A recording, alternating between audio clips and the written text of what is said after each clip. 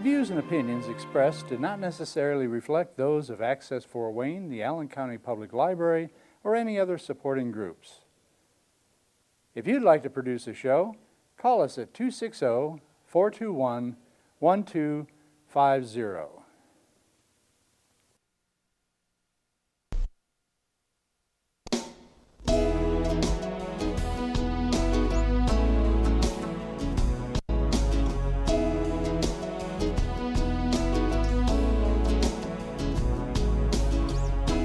Let me be your lighthouse so I can show you the way. Let me be your shining light, I'll keep you from drifting away. I'm the one that makes you try. Hey, good morning, good afternoon, good evening. This is Patty Hunter of Patty's Page, and to my left is Terry Doran, my co-host. Hello, Terry. Hello, Patty. And on my guest list today is none other than Bobby Hart, who was with the songwriting duo Tommy Boyce and Bobby Hart. Hello, Bobby. Good morning. How are we doing? I'm doing great, thank you. How are you? Oh, we're doing great. Oh, Good. doing great. It's so good to hear you. Thank you. Nice to be on. So we understand that you have been in the music business for quite a long time, eh? Well, I've actually been a professional, I guess, since the early 60s or late 50s. Late 50s. Wow. Yeah. Where were you born and raised then? Grew up in Phoenix, Arizona, Mm. and I left there when I was 18 years old. I went in to get my military service over with, and then went 6 months active duty, and then went to California, to Hollywood, to seek my fortune. Well, you've done very well. When did you start writing songs and performing? Right around then? Yeah, I got to L.A. in '58, and I thought I always knew I wanted to be in music somehow, but I didn't dream that I could be actually a performer because I was very shy at that time.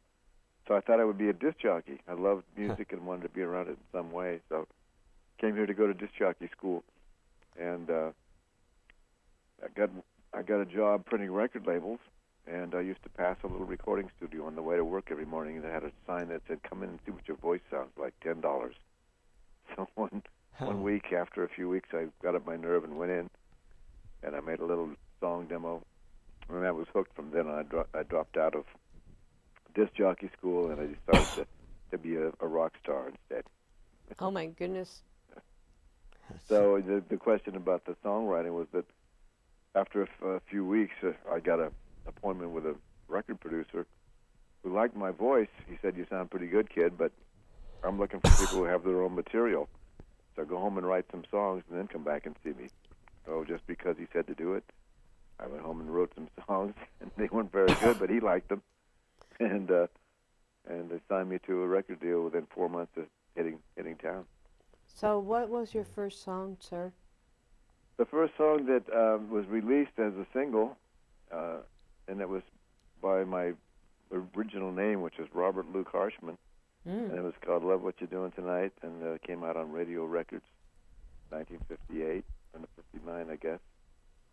And it wasn't a hit, but it was the beginning of me starting a long process of learning how to write and learning how to make records. So you'd never written a song until this producer said, "I like your voice." That's right. Really?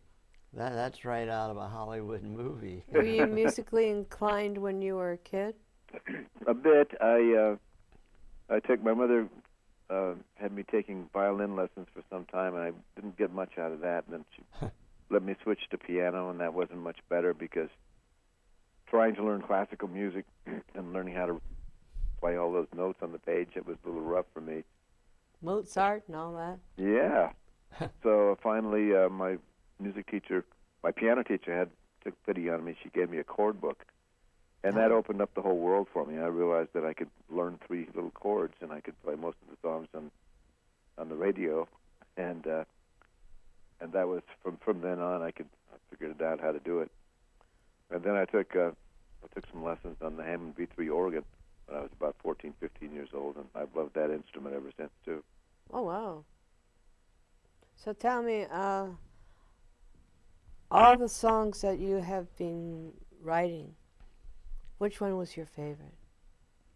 No, it's hard to pick a favorite because you always you love everything you do. Basically, some of them are hits and some of them aren't. Like so different from each other, they're Exactly. unique. Exactly. I probably, if I had to pick something, I would say a song that I wrote in 1964 called "Hurt So Bad." It was first recorded by Little Anthony and the Imperials and went top 10. You wrote that? Oh my. What is it? I co-wrote that. Oh my goodness. And then it was top 10 two other times. It's been top 10 Oh my stars. 3 times in 3 different decades by 3 different artists. What was the name of the song again? It didn't quite Hurt So Bad. hurt so bad. Oh, You yeah. got it. Oh my Little goodness. Anthony. Yeah.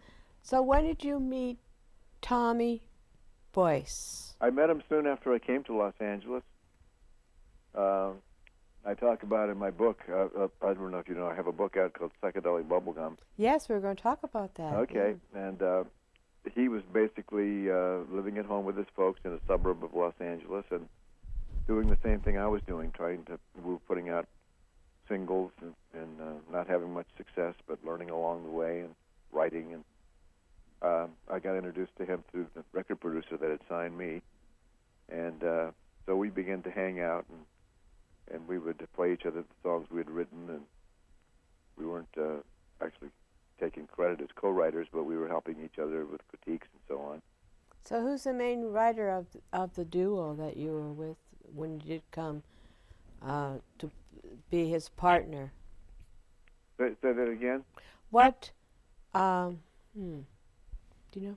Do you both write, or is one predominantly the writer, or how's that work? Yeah, of course we both write. He was writing on his own, I was writing on my own. And then he got a chance to go to New York. He got a break to sign with a music publisher in New York. And I was able to finally go join him in a couple of years later. And that's where we started having our first hits. Because we both wrote separately, we both wrote lyrics and we both wrote melodies. And so it was just a lot more fun doing it together. How does it feel still to hear one of your songs on the radio? You've had so many hits, and I'm sure a lot of them are still being played. You still get excited when you hear a Bobby Hart song? It's always fun. It's I can't say it's the kind of excitement that I got the first time I heard myself on the air, but it's always fun to be walking down the aisle in the drugstore or wherever you are, and one of my songs comes on, the music on the speakers in the ceiling. Wow. Fun. The Monkees. Yeah. When did you get introduced to that bunch? Well, after Tommy and I had some success in New York, after Hurt So Bad, and then Tommy and I wrote Come a Little Bit Closer for Jay and the Americans, and a few other records, some Chubby Checker records and so on. So we got signed then to a music publisher who sent us back to the West Coast, and we came out here and started working for Screen Gems Columbia Music. And they sent us over to the Columbia Pictures studio lot to meet with the producers of this new show that they were proposing. And they explained it to us. It was going to be on American Beatles on television. Oh, my goodness. And they needed songs for the pilot and songs. They would also be releasing the songs on records. So we were very excited about that. And convinced them that we were their guys, and then we started writing for the Monkees and ended up producing their first couple of albums. So we're quoted as the guys who wrote them. Well, later on, after the Monkees phenomena, about 10 years later, my partner Tommy Boyce and I hooked up with two of the main singers from the Monkees, Davy Jones and Mickey Dolenz, and we toured together for about 2 years. Oh, yeah. And that was how we billed ourselves, because we couldn't call ourselves the Monkees, so we went out by the name of Dolenz, Jones, Boyce and Hart, the guys who sang them and the guys who wrote them. And we were the guys who wrote them. Did you write the music and the lyrics? Yes, we both write both, and so it was a fun partnership. It was just a lot of, we became best friends, and it was a lot more fun doing it together than in a little cubicle somewhere working on your own. Did you have to compose and write around each Monkees episode? No, we didn't write around the episode. In fact, what they did the episodes around the songs, actually. Oh. I don't know if you ever saw the show, but there were a lot of what they called romps, where they would play the latest song, and they would just be chasing each other, acting crazy, zany around. so They must have been a wild bunch. They were a wild bunch. And you weren't too bad yourself, right? That's right. What other TV series have you written for? I wrote a bunch of songs. Actually, a fellow who's doing a book about the music of the Partridge Family told me that. Oh. I've written. My name is more Partridge Family songs than anyone else, with the exception of their record producer, Wes Farrell. Oh yeah. I don't know how many it turned out to be, but I think I had songs on every album. So, what's his name? David Cassidy. Did he do any writing himself, or? No, he didn't write for that. I don't. He might have written later on. Oh yeah. So. But he had solo albums out as well, and he recorded my songs on his solo albums as well. You have a very good voice, sir. Thank you. Yeah, and you sang well. And do you still sing? I sing in the bathroom. No, I'm just kidding. Oh boy. Not so much. I'm going to go to.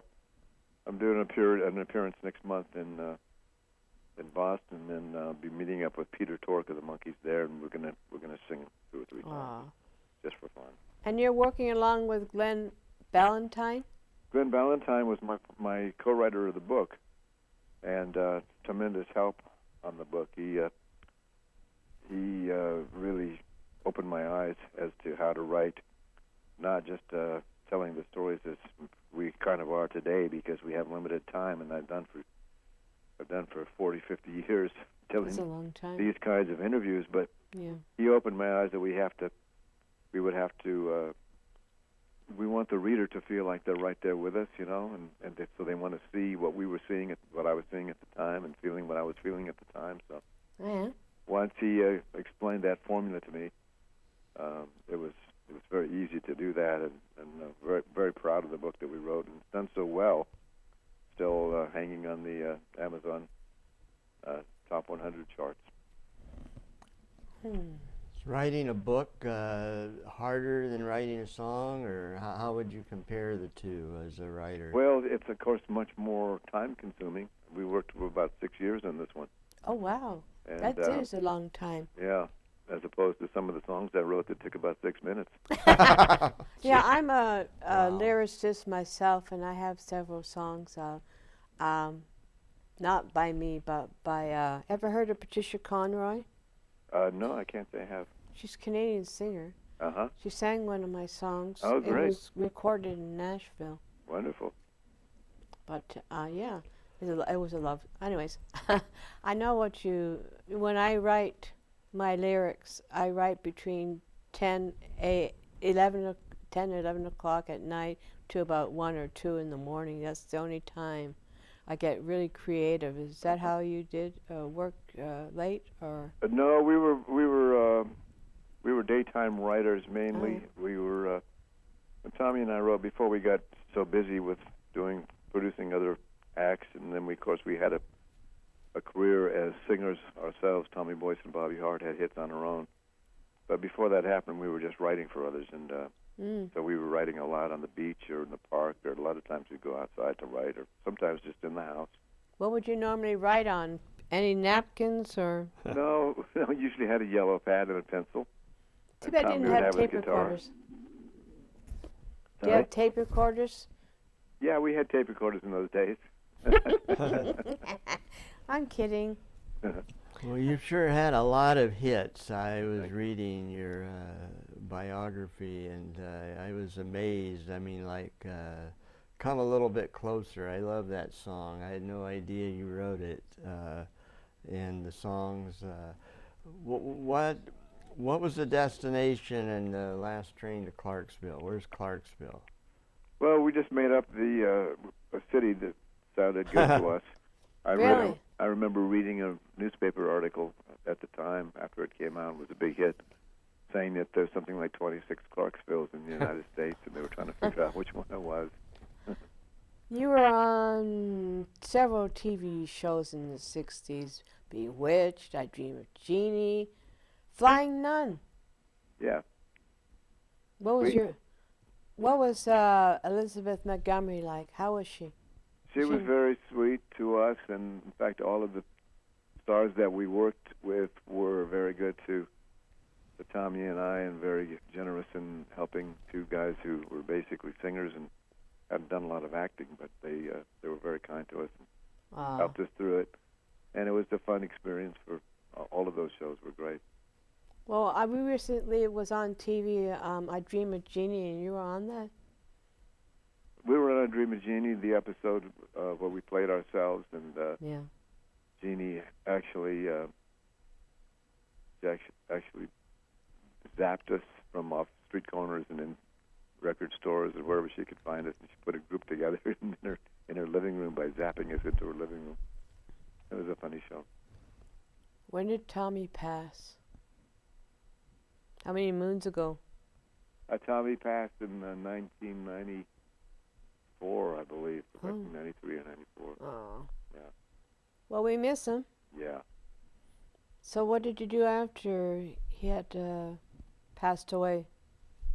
Well, we had not been working closely together. We remained friends throughout our lifetimes, but he had moved to England after Dolan Jones, Boyce and Hart at the end of the 70s. He was in England a long time, and he came back and moved to Nashville. Oh. So I would only see him when he came out to visit. I was writing with other partners. I am. I continued writing during those years. And Carolyn, who is Tommy's widow, Right. she has a website, official boyceandhart.com or .org? It's .com, I think. .com, yeah. And So- and my website is bobbyhart.com. BobbyHart.com. Well, I'll be dogged. Did you write most of those hits with him or some by yourself? We wrote together all those early hits. It was a short partnership, really. It was from I had met him in '58, but we didn't start writing together until about 1963. So it was '63 through the end of the decade. And then he did other things, and I wrote with a guy named Danny Jansen, and we had hits like "Keep on Singing" for Helen Reddy, and "Something's Wrong with Me" for Austin Roberts. Wow. And a bunch of others, and a bunch of TV during that period. That's when we were doing the Partridge Family stuff. And in the second half of the 70s, I was with Dolan Jones, Boyce and Hart. And then after that, I worked with a number of co-writers, Austin Roberts, who lives in Nashville. My goodness, you have been kept busy. Yes, it's been a busy life, but it's been a productive and wonderful one. So you have a family? Yes, I'm married. I have 2 sons from my first marriage and 5 grandkids and 5 great-grandkids. Oh, my stars. Wow. Oh, my goodness. Congratulations. You are indeed Yeah. blessed. Thank you. Indeed. Let's talk more about this new autobiography book called Psychedelic Bubblegum. Okay. So what does it entail? It's about your whole life, right? Yeah, it's the story of my life. It's all of the details of the stories we've been kind of going through quickly. How all the songs were written and in detail, and tips for others who want to write songs, and tips for others who want to be creative in any way about the things that worked for me and some of the tricks that might work for others, and so. So that's encouragement. That's like an Yes. inspirational book. Inspirational in some way, yeah. We've gotten a lot of feedback about people who appreciate its spiritual journey as much as music business. Oh. Because it just tells the. So you did have a great reaction. How long has it been on the market? It came out in May, and it was number one on the Amazon pop biography list for most of 2 or 3 months, and still bouncing around between the top 10 and somewhere in the top 100. Wow. That's terrific. So viewers, they want to buy it, can go to Amazon. Yeah, that's probably the easiest way. Okay. Your local bookstore should have it as well, but Oh. Amazon's probably a little cheaper, and it comes right to your door in a day or so. I think I'll go ahead and look for that book of yours and to have a good read. Good. Do you have a lot of DVDs out, videos of some sort? No, not really. No DVDs other than the old stuff that the Monkees. You can find. Every time I look on YouTube, I see new things from the old days that people are posting. So you can find me visually that way. With your CDs the cassettes, when you originally started out, it was 8-track. It's actually before 8-track when it was vinyl when I started. Oh, vinyl. Now, Yeah. would you believe vinyl's coming back I again? know. That's terrific. Well, as you look back on your career, what's your personal highlight and any regrets? Well, it's interesting because you don't probably notice, at least I didn't notice, as you're going through life day by day, you don't notice patterns so much as when I started to write the book, and you're reviewing your whole life, and you're piecing it together, and you're putting these memories down. Yeah. And then I started to notice patterns that were working for me, and other things that were not helpful to my progress. So. But you matured, which I think is very, very, very wonderful. Well, that's the purpose of life, is to get better and to change our bad habits into good ones, and to be more better. My English is perfect today. be more better. I love your more better. Aha. Yeah. So that's a lot of what we talk about in the book, besides the stories and the fun times, and another thing we talk about is Tommy and I got involved politically once we were having success as recording artists. We wanted to start giving back a little bit, so we supported the Robert Kennedy campaign for president. Oh, yeah. And then we became the national spokesman for the Let Us Vote campaign, which was the campaign to change the Constitution of the United States to allow 18-year-olds and up to vote. So that was a wonderful period where we went to Washington, D.C. and walked the halls of Congress and lobbied our. Well, so you're also a political activist. I mean, making change, and that's wonderful. Yeah, that was a big part of it. That's one of the parts that was the highlight. More power to you, man. Thank you. Really, that's impressive. As impressive as the songwriting, I think, and that's very impressive. So, congratulations! I applaud you. Thank you. So, Bobby. Yes. We have to sign out in a couple minutes. Yeah. It was so wonderful to speak with you. What would you like to share with my audience to encourage them and have them follow their own dreams? Well, I think that just sticking to it is a big part of it. Persistence and not being too anxious to take your time and learn your craft and get better at what you do. Anything that you do takes practice, and so keep it up and visualize your goal. Make it clear in your mind what you're shooting for. See it in your mind every morning. Spend some time actually vividly visualizing it, and then be willing to do the work that it takes to get you there. And it's good to have co-authors and collaborators. It is. It makes it easy because when one of you has an idea, the other one, you bounce off of each other. You learn from each other.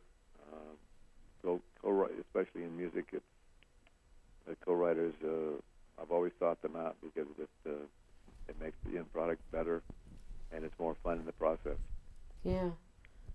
So you had a long life, eh? And you got a long way to go before whatever. Let's hope.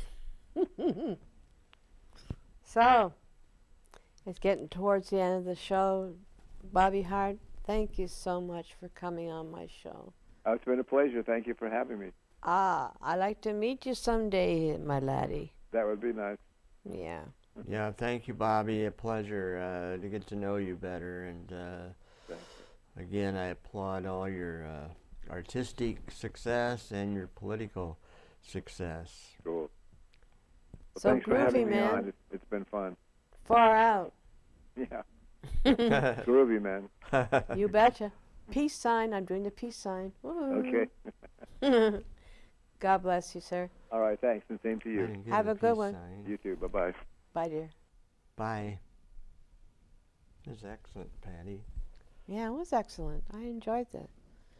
We did a good show. Better than good. I didn't know he got 18-year-olds to vote. That's pretty impressive. So this is the end of the show. Thank you, Terry Doran. Thank you, Patty. Yeah, I was just saying it was really, really terrific. Thank you for Very coming on. interesting, obviously creative man who uses his success to make things better for all of us. And he's a dang good singer, I must say. So we'll see you next week. This is Patty Hunter of Patty's Page. Peace out. Godspeed, my love, until we meet again. You're always in my heart and every dream. Don't let this time apart give in to all our fears. God will keep us close from up above. So until we meet again, Godspeed.